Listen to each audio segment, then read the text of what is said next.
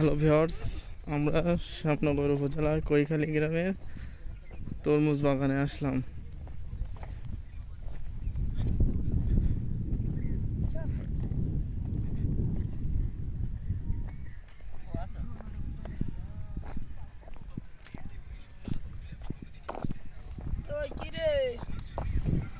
কিছু বলো। মধু মধু মধু রসমালাই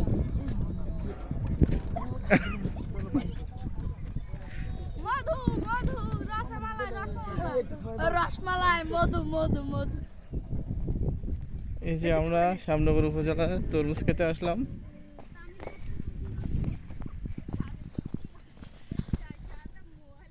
এই দেখুন তরমুজ ক্ষেত, মাশাআল্লাহ অনেক সুন্দর, খেতে খুব মজা।